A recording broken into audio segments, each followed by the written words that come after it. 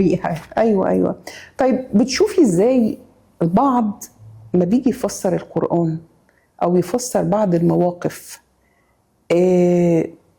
بيفسرها بطريقه بدون ذكر يعني حد، ولا عشان بس ما حدش يقول ان احنا بنقصد حد يعني بالتحديد، بدون دراسه، او بيسيب الامر ديني كده مفتوح مع انه محكم في الكتاب، ولكن هو بيقول لك والله بقى ده لازم القرآن يتطور، ولازم ان احنا نبحث، ولازم ما نقفش عند الكلام اللي احنا مرتبطين بيه طول عمرنا، وبيسيبنا لا هو بيقول لنا نعمل زي ما القرآن بيقول، ولا هو بيقول لنا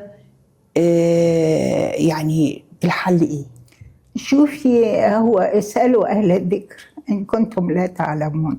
دول ناس بيبقوا غاويين فرقعات وعايزين يعني الناس إنها يعني يجذبوا الناس لهم بطريقة للأسف بطريقة غير سليمة وغير أصل في أحكام وقضايا محكمة في القرآن. طبعا يعني ما فيش فيها جدال، ولكن احنا بنلاقي بعض الأشخاص بيطلعوا بيجادلوا بيجادلوا وفي النهايه وبدون علم، او في النهايه مفيش رأي بالظبط، ولكن النتيجه بتكون ايه؟ بلبله للمجتمع. وهو ده بقى بتكون بلبله للمجتمع، وانها بتشد التفكير، وده طبعا خطأ للاسف يعني.